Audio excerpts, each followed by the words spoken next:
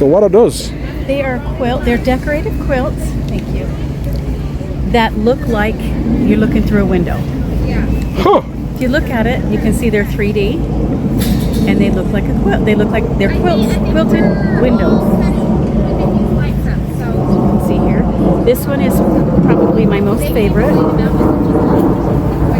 and it's supposed to be the Headless Horseman. And if you stand up, Oh yeah, I see it. Can you see it? Yes, I can see it. Yeah. So anyway, they're different seasons, different things, but that's the one kind of window quilt I make. The other window quilt I make are these. They're supposed to look like stained glass.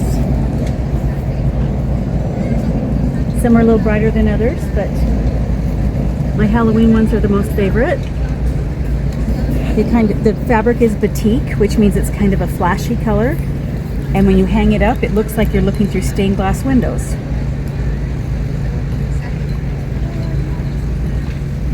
And they're great to hang on doors. They're great to hang on little spaces in like if you have a space on a wall, or they make good table runners, or like you can hang them over the back of chairs just as for decorative things. But the reason why I got started with quilting is my mother was a quilter, and she quilted for years. And when she passed away, she left me all her quilting stuff, and I was not a quilter. I was not a quilter, and I decided just to go in one day and try it, and then I fell in love with it. And so now I take some of the proceeds and donate it to the Post-Polio Research Foundation in the name of Little Quilts for Connie, because her name is Connie. That's my mother-in-law name. It really? Yes. It's a good name. Yeah, and there's a little story here, but anyway, really to make it short, she died. When she died, she had post-polio, which is she had polio as a child, and then it came back, and her body was she couldn't move, and she quilted up until a couple months before she died, but she stood about this tall because her body was, doing this. Anyway, so that's why, one of the reasons why I quilt is for her, and I'm hoping she's looking down on me saying, "Good job, Liz."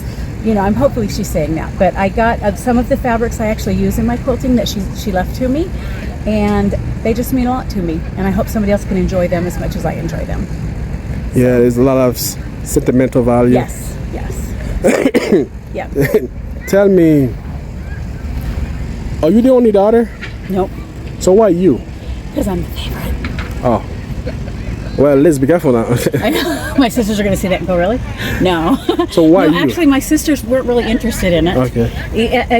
All the fabric sat at my house for a while, and they were always welcome to come and use it, but they just really weren't interested, and I just picked it up and went with it. And you were making them. Then when did the transition happen to take them to farmer market to sell them?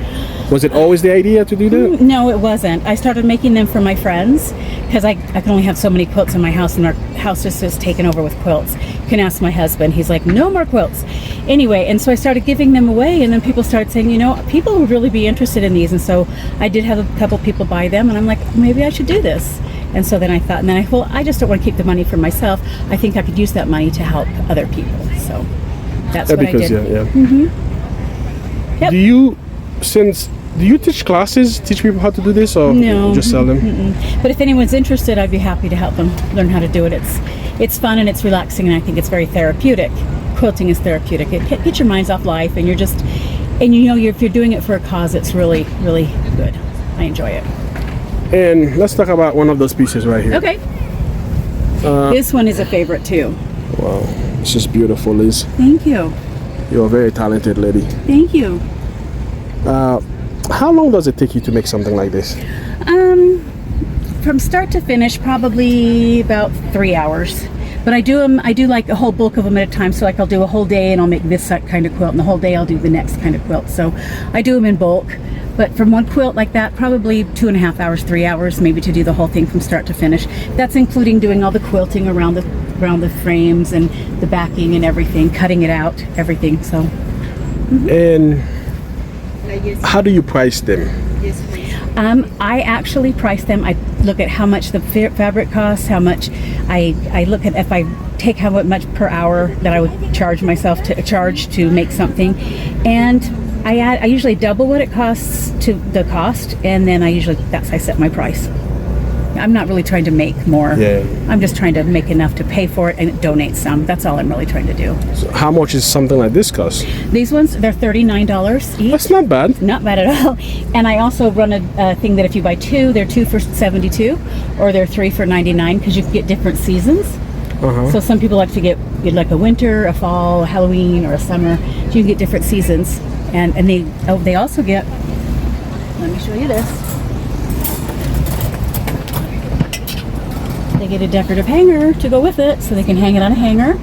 And they also get the clothespins that go with it, so they can hang it on their door. So, pretty cool. It seems like you have more than quilt. Yes, I do. Let me show you what's over here. And you might want to come around on this side to see this.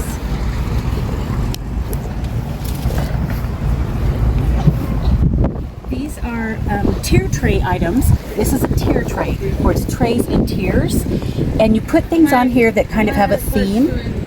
Okay, and this is a quilting theme. And these are little miniature things that have to do with quilting.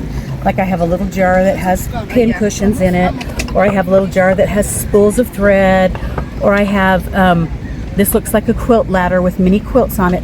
All the things on here have to do with quilting. And so this is a quilting tier tray, okay? So I have little things that people can buy. I do have tier trays as well, but they can buy these little kits to make their own little tier tray. It's a good Mother's Day gift. Yeah, it is. It's a great Mother's Day gift. It's great for grandmas and mother-in-laws. They're great. And these are just individual items that people like just want a single thing. Like this I like to call quilt soup, because it's in a jar.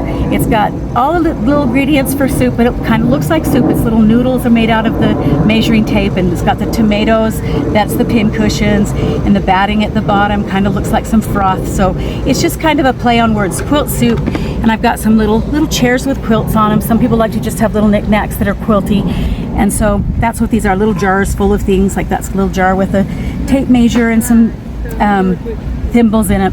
So these are just little individual things. If you just have one little gift you want to give somebody that's quilty. So these are my little quilty individual things. Yeah. You're very talented. Thank you. Thank you very much. How do you have are you retired? This is a lot of stuff. I'm a retired teacher. I retired in December. I taught English for 21 years. The Salt Lake School District? No, it was in Granite School District. Okay. I was going to say, this is a lot of stuff, Liz. Yeah. Well, I pretty much am a full-time quilter now. There you go. Do you have a website or something? I have a text if you want to get. Yes, let's do that. To do that. People can text you. You can make custom order for them. Yep. Perfect. So what's the future? Well, if it goes well, I'd like to keep doing farmers markets, because that's kind of something that I can build these during the year and then sell them at farmers market. I don't want to do anything more than this. I think this is really just all I want to do. You want to enjoy your retirement. Yes, exactly. Not become a full-time job again. No. Yeah.